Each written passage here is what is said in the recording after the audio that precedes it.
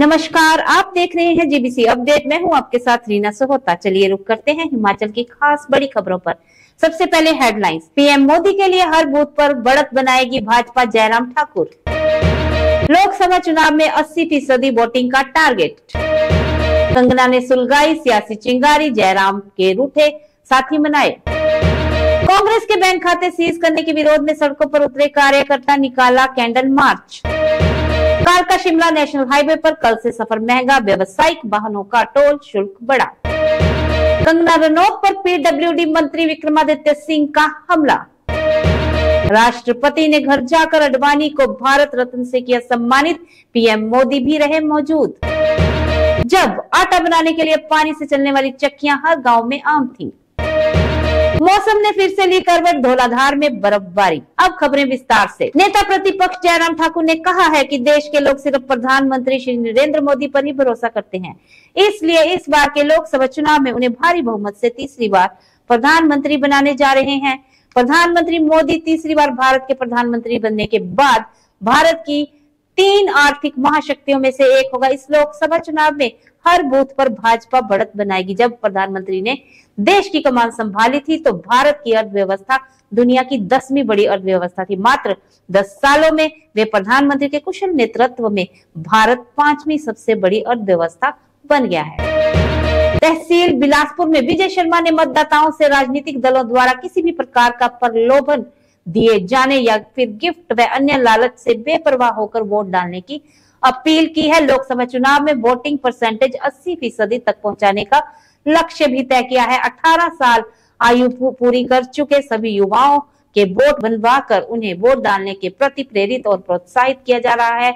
Awareness के लिए निर्वाचन विभाग का 3 विभागों शिक्षा, सामाजिक न्याय एवं अधिकारिता एवं पंचायती राज एवं ग्रामीण विकास विभाग के साथ एमओयू साइन हुआ है। महीने के अंतिम शनिवार को निर्वाचन से संबंधित एक्टिविटीज करवाकर लोकतंत्र में वोट का महत्व समझाया जा रहा है। ग्रामीण स्तर पर चुनाव पाठशालाएं सज रही हैं, तो वहीं स्कूलों व तकनीकी शैक्षणिक संस्थाओं में गठित किए गए इलेक्टोरल लिटरेसी क्लबों के जरिए वोट पर जागरूकता पैदा की जा रही है।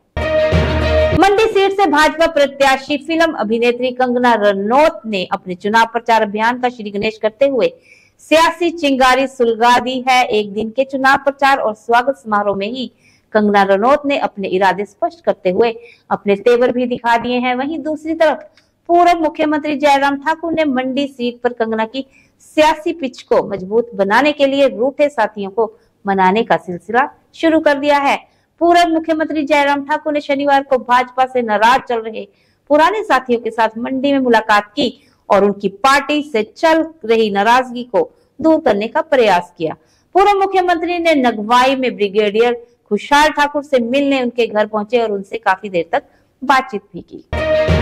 सोलन में कांग्रेस के बैंक खाते सीज करने के विरोध में सड़कों पर उतरे कार्यकर्ता, कैंडल मार्च का आयोजन किया गया और केंद्र सरकार के खिलाफ जमकर नारेबाजी की गई। ये प्रदर्शन कांग्रेस ब्लॉक अध्यक्ष संजीव ठाकुर की अध्यक्षता में आयोजित किया गया। कांग्रेस कार्यकर्ता बेहद रोष में दिखे और उन्होंने रेस्ट हाउस से लेकर पुराने डीसी ऑफिस तक यह प्रदर्शन किया। कालका शिमला नेशनल हाईवे 5 पर व्यवसायिक वाहनों में सफर करना महंगा हो जाएगा। 1 अप्रैल मध्यरात्रि से सनवारा टोल प्लाजा पर बढ़ी हुई दरों से शुल्क वसूला जाएगा। राहत की बात यह है कि इस बार कार, जीप, वैन और लाइट मोटर वाहनों का शुल्क नहीं बढ़ाया गया है। कमर्शियल वाहनों में शुल्क में 5 से 10 रुपए तक की वृद्धि की गई है। इसको लेकर राष्ट्रीय राज्य मार्ग प्राधिकरण की ओर से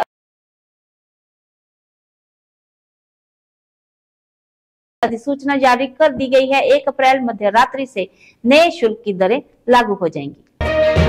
देश की सबसे हॉट सीट बन चुकी मंडी से बीजेपी प्रत्याशी कंगना रनौत पर हिमाचल के पीडब्ल्यूडी मंत्री विक्रमादित्य सिंह ने बड़ा हमला बोला। विक्रमादित्य सिंह ने शनिवार को शिमला में प्रेस कॉन्फ्रेंस कर कहा, बरसात में मंडी और कुल्लू जिला में सबसे ज्यादा तबाही मची है, मगर कंगना को उस दौरान हिमाचल की याद क्यों नहीं आई? उस समय मुंबई से उनका सर्वर डाउन हो गया था।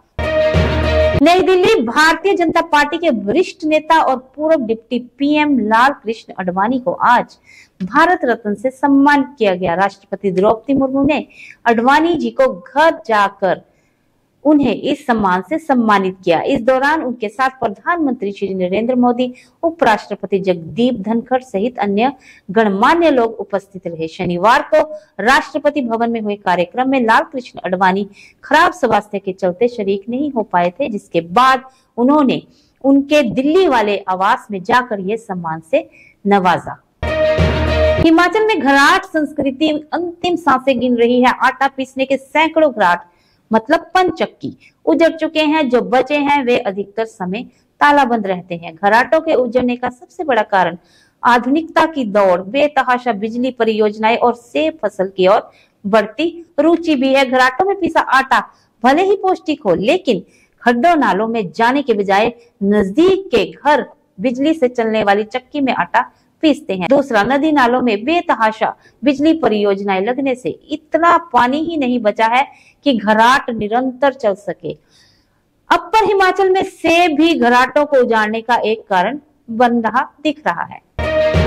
धर्मशाला में मौसम के करवट बदलने से धौलाधार की पहाड़ियों में हुई बर्फबारी और निचले क्षेत्रों में बारिश से समूची कांगड़ा घाटी प्रचंड शीतलहर की चपेट में आ गई है। मौसम के इस मिजाज से खास मैक्लोडगंज और उसके साथ लगते क्षेत्रों धर्मकोट, नड्डी, भागसूनाग और धर्मशाला में जोरदार ठंड पड़ने से एक बार फिर से आम जनजीवन प्रभावित हुआ है। धौलाधार पर्वत श्रृंखला के 2 पर्यटक स्थलों त्रियुंड व बिलिंग ने एक बार फिर से बर्फ की चादर ओढ़ी है। गुरुवार सुबह से ही धौलाधार में बर्फबारी का सिलसिला शुरू हुआ है। इस दौरान कांगड़ा जिला के कई मैदानों में बारिश भी हो रही है। इससे तापमान में गिरावट आई है। आज के लिए बस इतना ही। देखते रहिए हिमाचल की ताजा तारीन खबरें जीबीसी अपडेट के साथ। तब तक के लिए जय हिमाचल, जय भारत।